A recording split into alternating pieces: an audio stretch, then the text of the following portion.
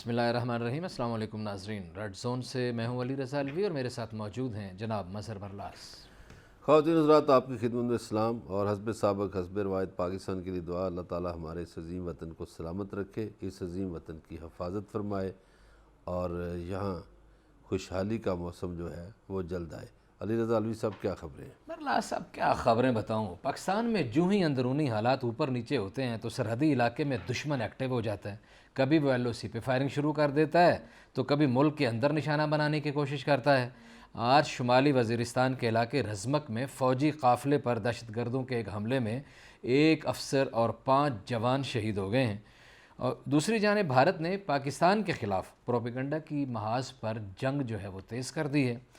جھوٹے مکار، سچائی کے دشمن، امام الکاذبین، گائے کے پجاری، سرچشمہ عیاری، مرکز خونخواری بھارتی ایجنٹ گرو آریہ نے ایک جعلی خط ریلیز کیا ہے۔ اور یہ خط کیا ہے، اس سے وہ کیا فائدہ اٹھانا چاہتا ہے اور اس سے اس کے پاکستان میں مقاصد کیا ہیں، اس کا جائزہ بھی لیں گے اور اس جعلی میجر کی دھلائی بھی کریں گے کہ اس کی ایک بالکل زبان درازی کی جو اس کی عادت روز بن گئی ہے نا، یہ جو بیٹھ جاتا ہے آ کے تقریریں شروع کرتا ہے اور پاکستان کے خلاف پروپیگنڈا کرتا ہے۔ آج ہم اس کو بتائیں گے کہ پاکستان والے سوئے ہوئے نہیں ہیں۔ پھر اپوزیشن کو گجرانوالہ جلسے کی اجازت دے دی گئی ہے، لیکن شبلی فراز نے چیلنج کیا ہے کہ اپوزیشن جناح اسٹیڈیم بھر کے دکھائے، جبکہ فواد چودھری نے پھپتی کسی ہے کہ پی ٹی آئی سے ان کو یہ توقع ہے کہ ہم اجازت بھی دیں اور ان کے جلسے کے لیے بندے بھی دیں، تو یہ اس طرح تو نہیں ہوگا، بندے تو ان کو خود ہی لانے پڑیں گے۔ شاہد خاقان عباسی نے بھی تھوڑی دیر قبل پریس کانفرنس کی، ان کے بھی کچھ گلے شکوے اسی طرح کے تھے۔ بڑی دیر سے اجازت دی گئی ہے، ادھر اجلاس بلا لیا گیا ہے، لگتا تھا کہ وہ یہ کہہ رہے ہیں کہ اب ہم بندے کہاں سے لائیں، یا آپ نے اجازت دے کے ہمیں پھنسا دی ہے۔ لیکن مولانا فضل الرحمان اور باقی اپوزیشن کے رہنما، ان کی گفتگو کا دوسرا حصہ یہی تھا کہ ہم دکھائیں گے اور شو آف پاور کر کے دکھائیں گے، اور یہ گجرانوالہ کا جو جلسہ ہے حکومت کے لیے ایک آخری میخ ثابت ہوگا۔ جو بھی دعوے ہیں دونوں طرف سے جائزہ لیں گے۔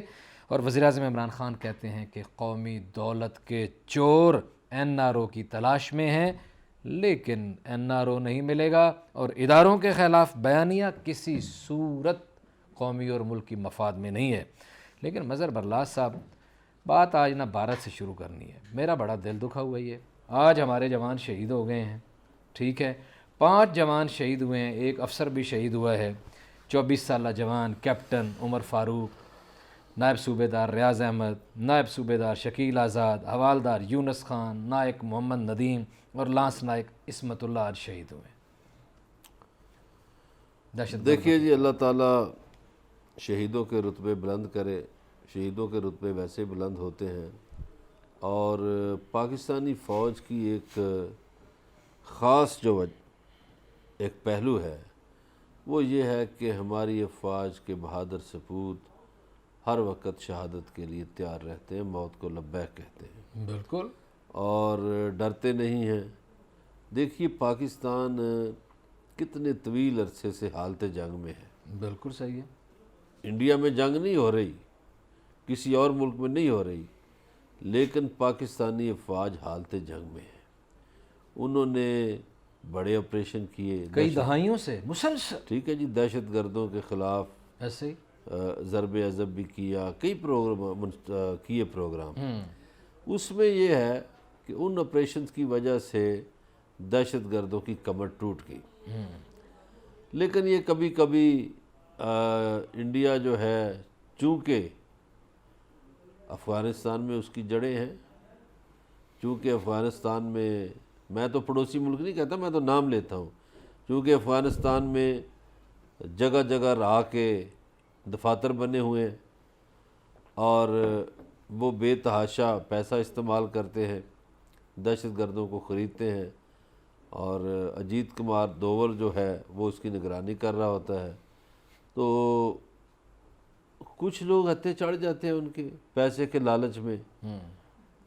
لالچ نہیں کرنا چاہیے، مومن کی یہ شان ہی نہیں ہے کہ وہ پیسے کے لالچ میں آ جائے۔ مومن کی شان یہی ہے کہ وہ حق کے لیے کھڑا ہو جائے اور باطل کو رگید کے رکھ دے۔ یہی فلسفہ حسینی ہے، یہی فلسفہ محمدی ہے کہ حق کے لیے آپ کھڑے ہو جائیں۔ بالکل صحیح ہے۔ تو ہماری فوج کے جو جوان ہیں اور جو افسران ہیں وہ ہمیشہ اپنے وطن کی حفاظت کے لیے بہادری سے لڑتے ہیں، جرأت سے لڑتے ہیں۔ بالکل ایسا ہی ہے۔ اور اب میں ایک سوال کرنے لگا ہوں آپ سے کہ ان لوگوں سے پوچھیں جو صبح و شام فوج کے خلاف بکواس کرتے ہیں کہ لاؤ نا اپنے بچے، ذرا بھیج کے دکھاؤ، ذرا بھیجو۔ سیاچن گلیشیئر پہ ٹھنڈ میں، یہ سرحدوں پہ گولیوں آج جتنے لوگ شہید ہوئے نا، جب ان کی لاشیں جائیں گی تو یقین کرنا ان کے والدین ان کے ماتھے چومیں گے 24 سالہ اور بچہ، فخر کریں گے۔ 24 سالہ آفیسر، کیا عمر ہے 24 سال؟ نہیں جی، فخر کریں گے۔ پھر بھی میں کہتا ہوں کہ پاکستانی قوم میں اتنا حوصلہ ہے، جو محب وطن لوگ ہیں، ایسے ہی کہ جب ان کا بیٹا شہید ہو کے آتا ہے تو ماتھا چومتے ہیں۔ میں نے کئی واقعات ایسے دیکھے ہیں کہ باپ نے کہا کہ میں لاش دیکھنا چاہتا ہوں، وہ باکس کھلوا کے دیکھا۔ انہوں نے کہا چاچا جی آپ لاش کیوں دیکھنا چاہتے ہیں؟ اس نے کہا میں دیکھنا چاہتا ہوں کہ میرے بیٹے نے سینے پہ گولی کھائی ہے، پیچھے تو نہیں کھائی۔ کیا بات، اس ملک سے محبت کا یہ تو قرض ہے ہمارے اوپر، یہ جو بکواس صبح شام کرتے رہتے ہیں پاک افواج کے خلاف، ان کو ڈوب مرنا بھی چاہیے۔ اور یہ اپنے بچے لائیں نا، ایسے ہی لائیں، پیش کریں، گونگلو جتنے یہ کھائے پیے جو ملک کو لوٹ کے کھا گئے ہیں، لائیں اپنے بچوں کو سرحدوں پہ دکھائیں، اور پھر پتہ چلے کہ یہ کیا ہو تو رہا ہے۔ ہم تو ایسے والدین کو بھی سلوٹ کرتے ہیں بالکل، جن کے یہ بچے ہیں، کوئی شک نہیں ہے۔ اور ان کے پورے محلے کو سلوٹ، جہاں وہ پیدا ہوئے، پورے ان کے گاؤں کو سلوٹ، پورے ان کے شہر کو، پیرنٹس کی اس تربیت کو، بالکل کوئی شک نہیں۔ اور ایسی ماؤں کو سلام جنہوں نے بہادر بچوں کو جنم دیا، بہادر سپوتوں کو جنم دیا۔ اور یہ تاریخ ہم نے آج رقم نہیں کی، ہم تو 65 سے رقم کر رہے ہیں۔ ایسے ہی ہے، ہمارے سپوتوں نے انڈیا کے ٹینکوں کا قبرستان بنا دیا تھا چونڈا میں۔ بالکل صحیح ہے۔ میں آپ سے یہ پوچھنا چاہتا ہوں، آپ یہ دیکھیے کہ یہ کیا وجہ ہے جب ہمارے ملک میں افراتفری ہوتی ہے، کوئی مطلب ہے کہ پرسکون کیفیت نہیں ہوتی، ہلچل ہوتی ہے، تو یہ کیا وجہ ہے کہ پھر سرحدوں پہ بھی ہلچل شروع ہو جاتی ہے، بھارت بھی ایکٹیو ہو جاتا ہے، LOC پہ بھی فائرنگ شروع ہو جاتی ہے، اس طرح کے واقعات بھی ہونا شروع ہو جاتے ہیں؟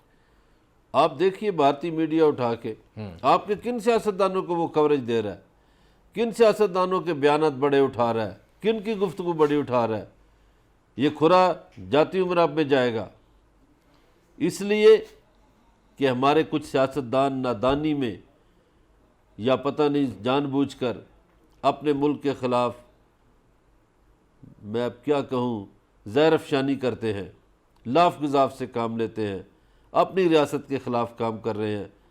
ٹھیک ہے، وہ جو تقریر کی انہوں نے، یہ نون لیگ کا جو قائد ہے، کیا وہ تقریر ایک ایسے شخص کی ہو سکتی تھی جو اس ملک کے، اس دھرتی کا 3 دفعہ وزیر اعظم رہا ہو، اور اس نے اپنے اداروں کے خلاف اتنی زہر افشانی کی؟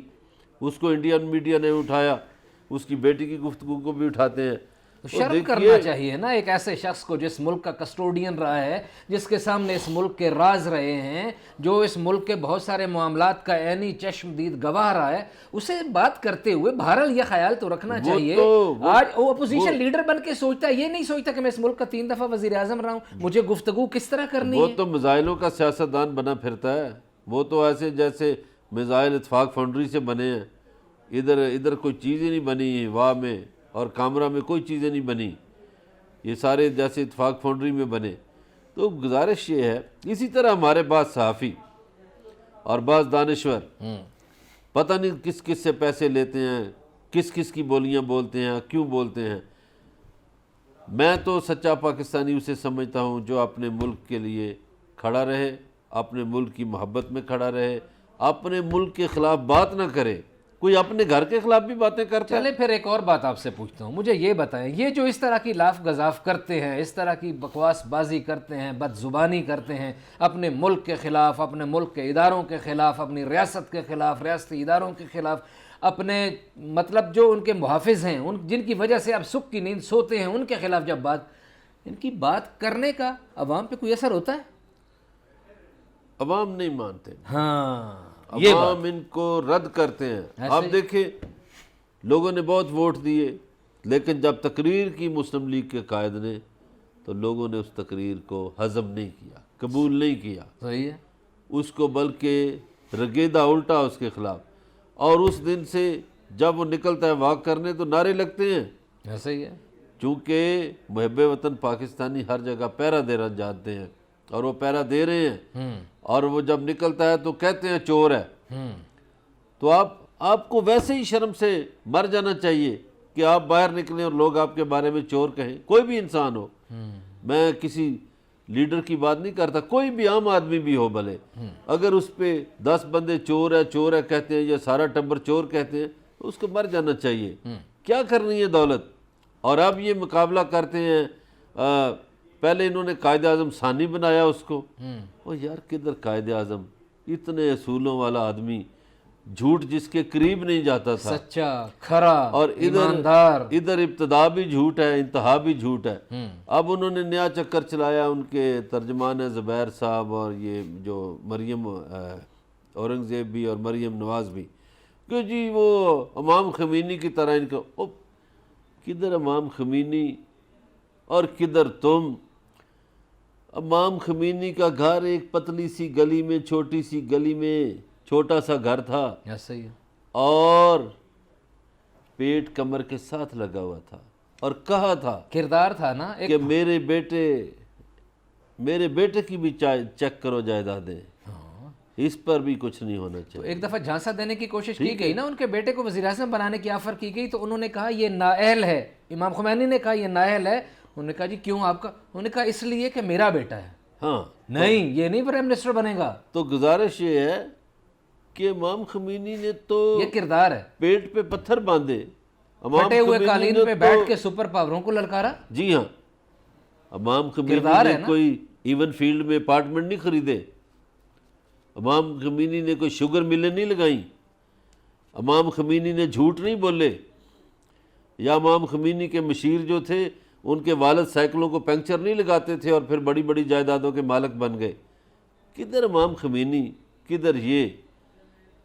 وہ بات اب انسان کو بات سوچ کے کرنی چاہیے نا۔ پہلی غلطی کی وہ جی قائد اعظم ثانی، وہ یار کیسے قائد اعظم ثانی؟ قائد اعظم تو بڑا اصول پرست آدمی تھا، قائد اعظم تو اپنے ملک کے خزانے سے ایک چوانی خرید بھی لگانا حرام سمجھتا تھا، قائد اعظم تو رزق حلال پہ یقین رکھتا تھا۔ اور دوسری اب یہ جو کھچ ماری ہے کتنے سالوں بعد کہ جی امام خمینی کی طرح، او یار امام خمینی نے جو انقلاب لایا، امام خمینی جیسے لوگ صدیوں بعد پیدا ہوتے ہیں۔ یاد ہے جب پہلی میٹنگ ہوئی تو قائد اعظم محمد علی جناح جب چیئر کر رہے تھے تو کسی نے پوچھا سرکار ان کو چائے سرو کرنی ہے یا چائے کے ساتھ کیا دینا ہے؟ تو قائد اعظم نے حیرت اور غصے سے پوچھا کیوں؟ چائے کیوں دینی ہے؟ گھر سے پی کے نہیں آتے؟ یہ غریب ملک ہے اور اس ملک کے پاس اتنے ایسٹس نہیں ہیں کہ ان کو ریاست کے خرچے سے چائے پلائی جائے۔ اور اس کے بعد جتنے اجلاس ہوئے قائد اعظم کے زیر صدارت، پھر وہاں اس طرح نہیں ہوا، اس حد تک ملک کا پیسہ بچانے والا اور ذاتی طور پر اتنا نازک مزاج، اتنا نفیس مزاج کہ اپنے دور کا سب سے مہنگا وکیل۔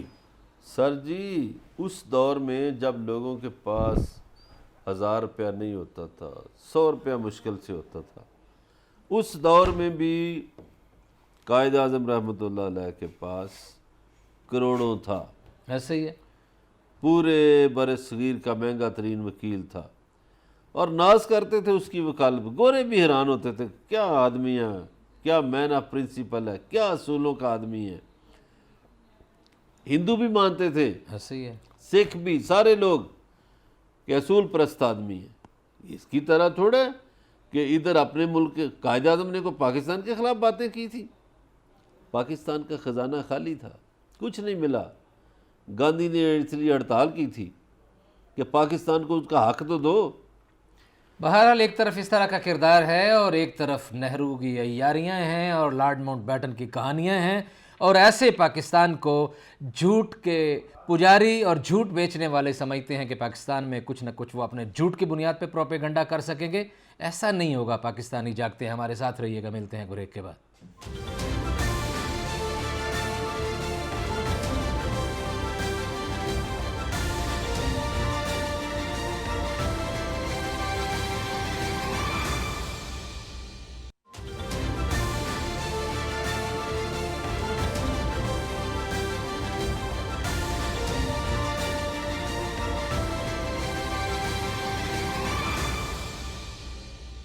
ویلکم بیک ناظرین. بریک پہ جانے سے پہلے بات ہو رہی تھی رزمک کے آج کے شہیدوں کو خراج تحسین خراج عقیدت پیش کر رہے تھے اور جہاں اندرونی صورت ہے اس کا بھی جائزہ لینے کی کوشش کر رہے تھے. اگلی خبر کی طرف بڑھتے ہیں. بھارت میں ایک شخص ہے بڑا بیٹھ کے بھاشن دیتا ہے. گرو آریہ میجر کہلاتا ہے اور صحافی بننے کا شوق ہے. جھوٹ کا پلندہ جھوٹ کی پٹاری کھولتا ہے اور آج پھر اس نے ایک جھوٹ بولا ہے اور ایک جھوٹا لیٹر جاری کرنے کی کوشش کی ہے اور ایک جھوٹا لیٹر دکھایا اپنے پروگرام میں اور وہ کہتا ہے کہ یہ پاکستان کے آرمی چیف کا ہے. تیرے تک کہاں سے پہنچ گیا؟ فیک اور جھوٹ کا یہ مکار شخص ہمیشہ جھوٹ بانٹتا رہتا ہے اور اس کے جھوٹ کی وجہ سے وہ سمجھتا ہے کہ شاید وہ پاکستانی عوام کو بے وقوف بنانے میں کسی طرح کامیاب ہو جائے گا اور پاکستانی عوام اور فوج کے درمیان فاصلے پیدا کرنے میں کامیاب ہو جائے گا. ایسا تو وہ کبھی کامیاب نہیں ہوگا. یہ جھوٹے اور یہ مکار بھارتی جو ہیں مظہر برلاس صاحب یہ مکمل طور پہ اس پروپیگنڈے پہ لگے ہوئے ہیں اور یہ ثابت ہو چکا ہے. یہ پروون چیز ہے. یہ کوئی ایک پاکستانی کی خالی ایک پاکستانی ہونے کے ناطے بات نہیں ہے. یہ آن دا ریکارڈ ثابت ہو چکی ہے کہ یہ ان کا واحد ایجنڈا یہ ہے کہ پاکستانی عوام اور پاکستانی فوج کے درمیان کدورت پیدا کرنے کی کوشش کریں, فاصلہ پیدا کرنے کی کوشش کریں, بد اعتمادی پیدا کرنے کی کوشش کریں. ذرا بتائیے ان کو یہ ایسا کر پائیں گے؟ گزارش یہ ہے کہ جس ملک میں یہ رہتے ہیں اور یہ میجر جی اس میں آپ دیکھیے کہ مودی وزیر اعظم ہے اور مودی جو ہے وہ جھوٹ بولتا ہے دنیا کے سامنے, اپنی قوم کے سامنے بھی جھوٹ بولتا ہے. ابھی آپ کو پتہ ہے پچھلے چند مہینوں سے انڈیا کے کتنے رقبے پر چین نے قبضہ کیا اور چین والوں نے ان کو مارا بھی, بہت ان کی دھلائی کی. گن استعمال نہیں کی, ڈنڈوں سے اور پتہ نہیں راڈوں سے اور کس سے. لیکن مودی نے کہا جی کوئی نہیں, حملہ ہوا ہی نہیں, قبضہ ہوا ہی نہیں. پہلے یہ کہا, پھر خیر مان گئے. پھر جب ادھر ادھر سے باتیں آنا شروع ہوئیں تو جو لوگ اپنی قوم سے بھی جھوٹ بولیں وہ اور کہاں کوئی سچ بول سکتے ہیں کہیں؟ بکھلائے ہوئے تھے. مودی اور بات کرتا تھا, ڈیفنس منسٹر اور بات کرتا تھا, فارن منسٹر اور بات کرتا تھا, بریفنگز میں اور بات ہو رہی تھی. یعنی کوئی جھوٹ بولنا ہے تو ایک بول لو نا, مل کے طے کر لو کون سا جھوٹ بولنا ہے. جے شنکر, امیت شاہ, مودی, جسونت یہ سارے مختلف باتیں کرتے تھے اور حقیقت یہ تھی کہ ہزاروں مربع میل پہ چین نے قبضہ کیا اور ابھی تک چین کے قبضے میں ہے. اور اب کیا ہے, اب یہ پاکستان پر جھوٹ کیوں تراشتے ہیں؟ چین کا نام نہیں لیتے. اقوام متحدہ میں تقریر کی مودی نے, چین کا ذکر ہی نہیں کیا. یہاں اس لیے ان کا چورن یہ بکتا ہے عوام میں. جب وہ پاکستان کی مخالفت کرے تو ان کا چورن بکتا ہے, سیاسی چورن ان کا تب بکتا ہے. چین کے ساتھ مخالفت پہ نہیں بکتا, نیپال کے ساتھ مخالفت پہ نہیں بکتا, بنگلہ دیش کے ساتھ مخالفت کرے نہیں بکتا, شری لنکا کے ساتھ کرے نہیں بکتا. جو ہی پاکستان کے مخالف بات کریں گے تو ان کا چورن بکتا ہے.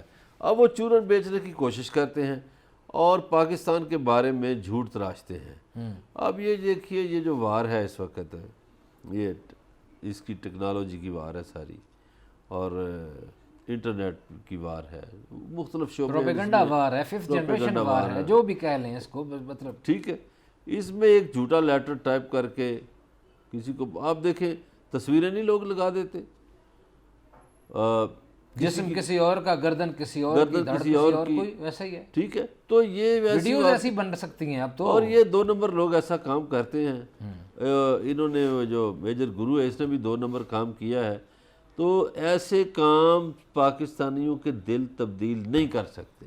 ان کو پتہ نہیں ہے شاید کہ پاکستانی قوم بالکل نہیں بھولی کہ آپ کی ناکردہ کاریوں کی وجہ سے ہمارے ہزاروں کی تعداد میں آفیسرز, جوان, سویلینز مارے گئے, جو آپ پاکستان میں اور بلوچستان میں اور مختلف جگہوں پہ جو دہشت گردی کراتے رہے اور مانتے بھی ہو دھڑلے سے اپنی تقریبات میں, مانتے بھی ہو کہ ہم پاکستان کو ڈسٹیبلائز کر رہے ہیں. نہیں دیکھیے, اور اوپر سے منہ پہ نقاب لگا کے عالمی برادری میں جاتے جو کلبھوشن کا پکڑا جانا تھا, دیکھیے یہ تو زندہ مثال ہے.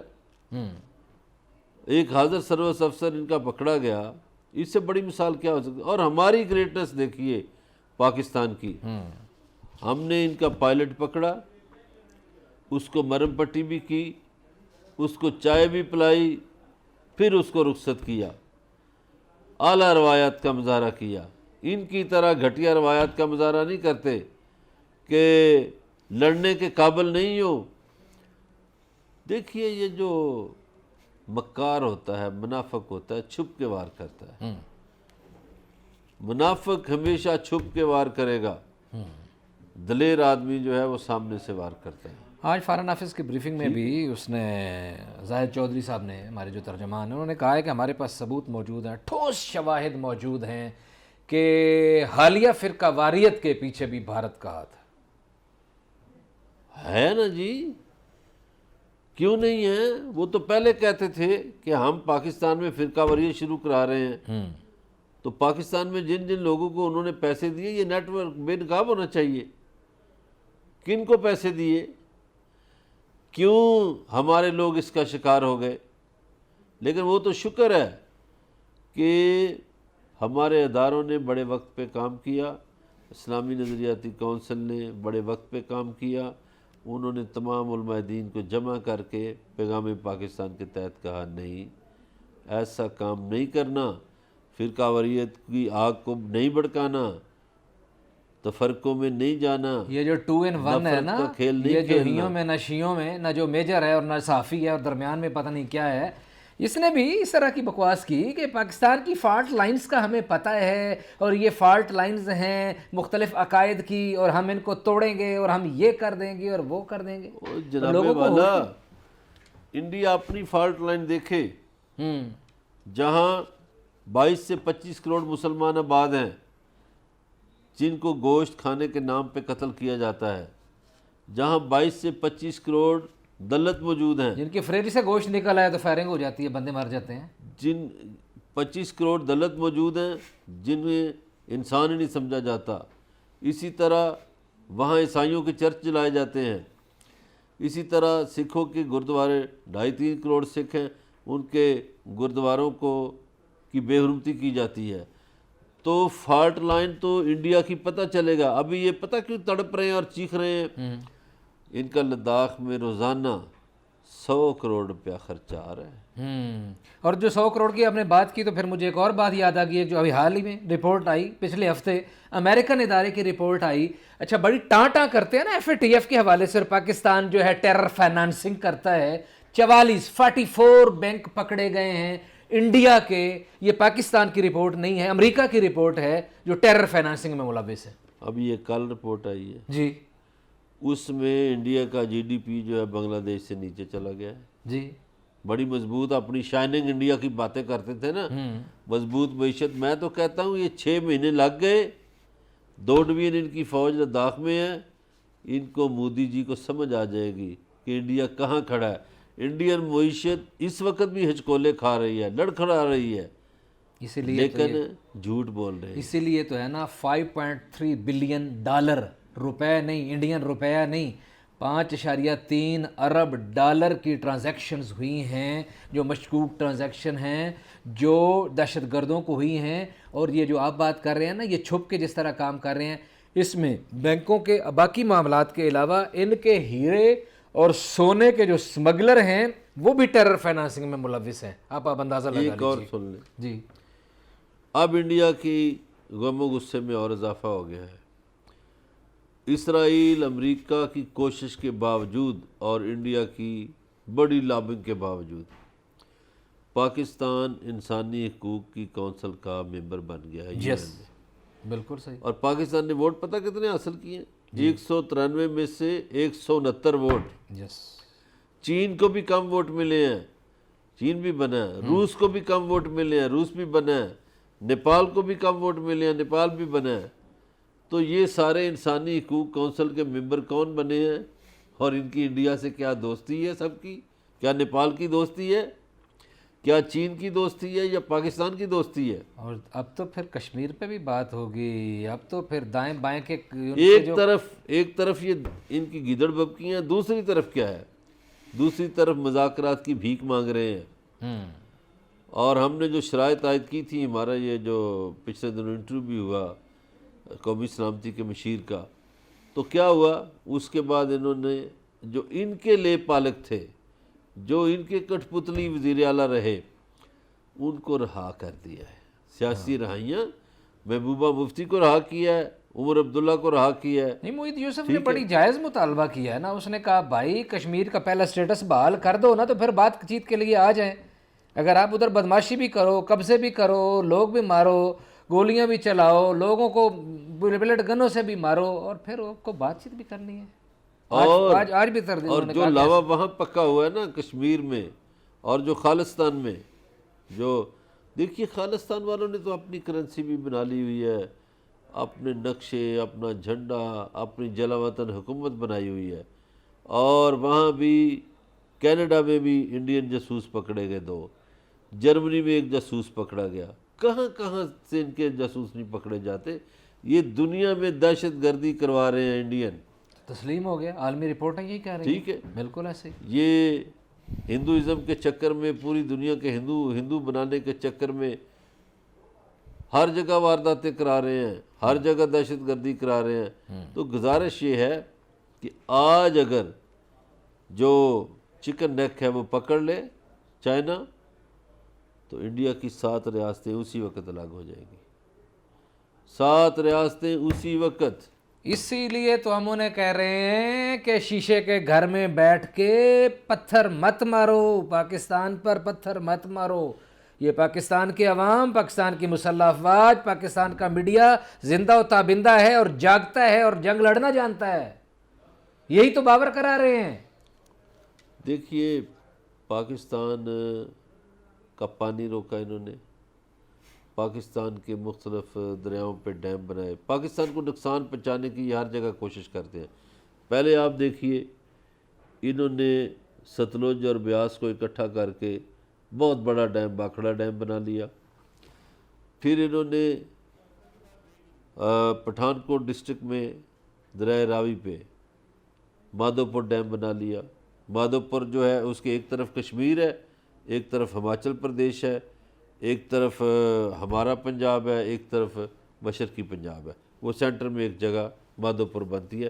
مادھوپور وہ جگہ ہے جہاں سے 2-3 کلومیٹر بعد یا کلومیٹر بعد دریائے راوی پاکستان میں داخل ہوتا ہے. پھر اب دیکھیے چناب پہ انہوں نے بغلیار ڈیم بنایا اور کئی چھوٹے ڈیم بنائے. اور پھر انہوں نے کیا کیا کہ انہوں نے یہ جو دریائے جہلم ہے اس پہ کشن گنگا ڈیم بنا دیا. تو انہوں نے ہمارا پانی روکنے کی کوشش کی. انڈین خواب ہے کہ پاکستان کی زمینوں کو بنجر کر دیں گے، لیکن انشاءاللہ پاکستان بنجر نہیں ہوگا، انڈیا ٹوٹ جائے گا. انڈیا ٹوٹے گا، نہ پاکستانی زمینیں بنجر ہوں گی، نہ پاکستانی ذہن بنجر ہوں گے. ہمارے ساتھ رہیے گا، ملتے ہیں ایک بریک کے بعد.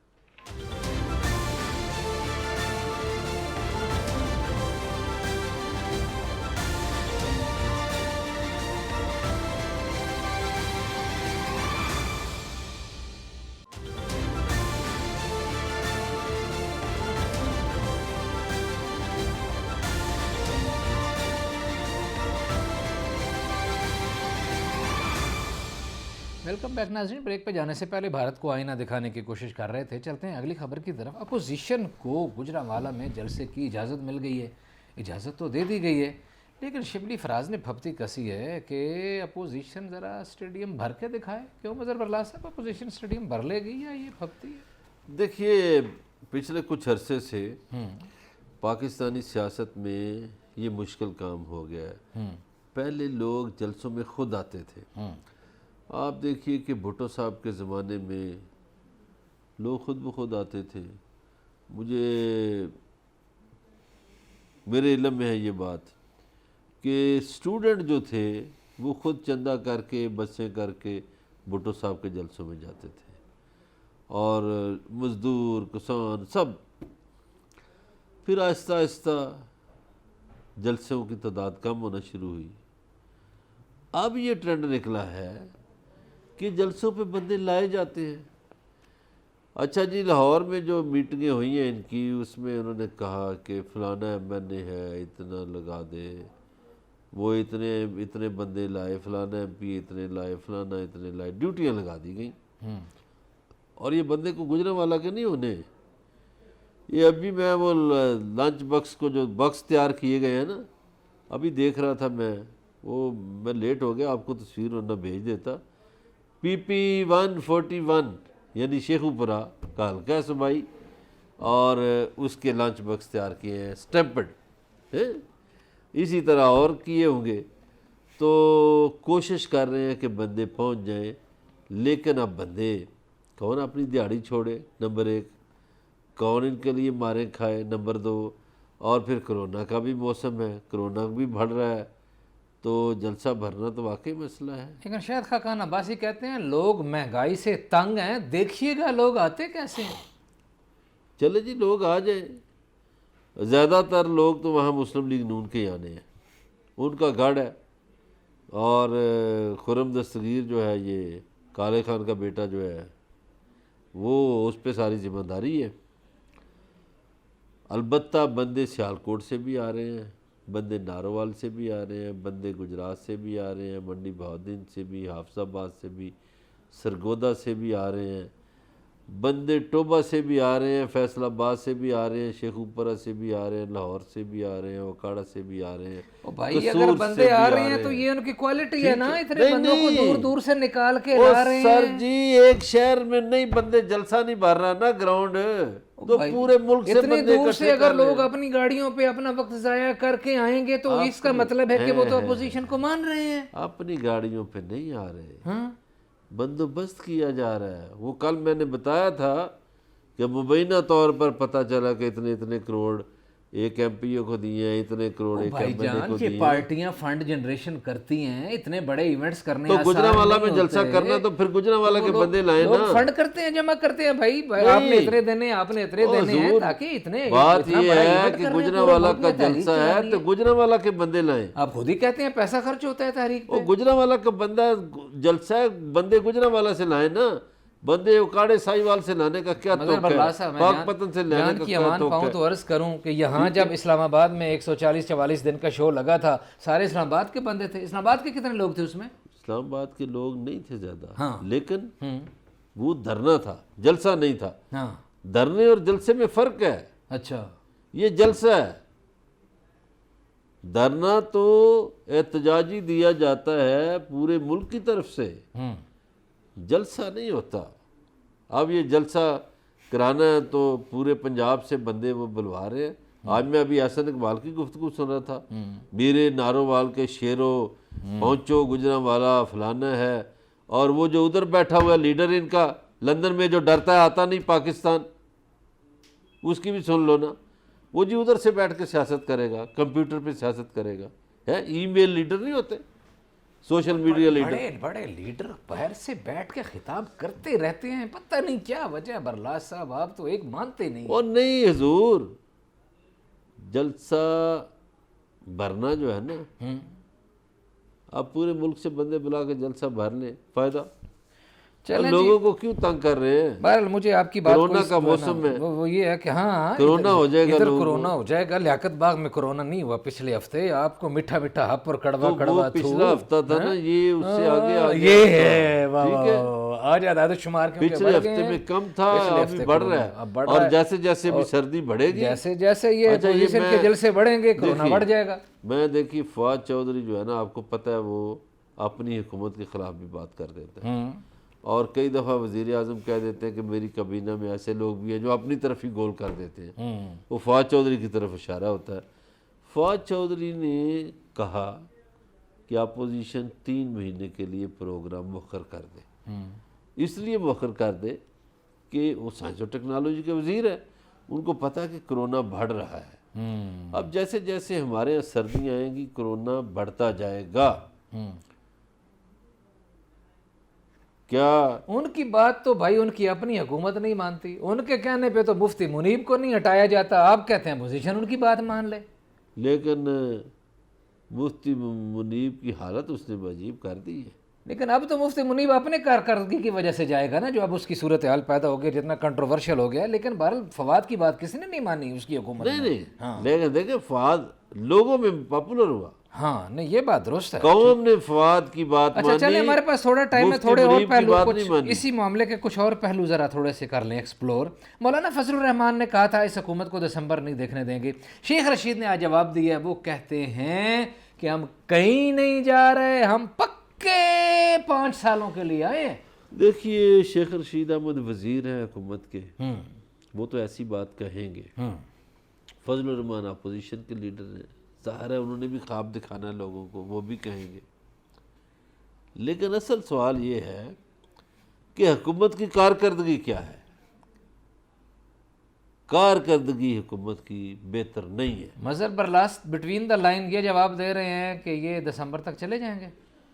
میں یہ عرض کر رہا ہوں حضور کہ فضل الرحمان صاحب تو اپنی بات کریں گے نا, ہم حکومت کو گرائیں گے, مریم نواز بھی کرے گی اور شیخ رشید کرے گا کہ نہیں ہم 5 سال پورے کریں گے, اور ان کے لیکن وہ تو کہہ رہے ہیں دسمبر میں 8 سے 15 ارکان اور چھوڑ جائیں گے اپوزیشن والے. حکمرانوں کے لیے ایک سوال ہوتا ہے. دیکھیے میجر طاہر صادق نے باتیں کی, راجہ ریاض نے اور لوگوں نے بھی, اور وہ جو اپنا پیپلز پارٹی کے پنجاب اسمبلی وقت ختم ہو گیا جی. اور جو بھی ہے اپوزیشن میں جو بھی کرتی ہے ایک آدھ دن میں نظر آ جائے گا کتنے لوگ اکٹھے کرتے ہیں, دونوں طرف سے دعوے سامنے آ جائیں گے, جلسہ بھر پاتے ہیں یا نہیں بھر پاتے ہیں, اسٹیڈیم کی کیا پوزیشن ہوتی ہے. آج اتنی آپ سے ملاقات ہوگی, اگلے پروگرام میں اپنا خیال رکھیے گا. اللہ نگہبان.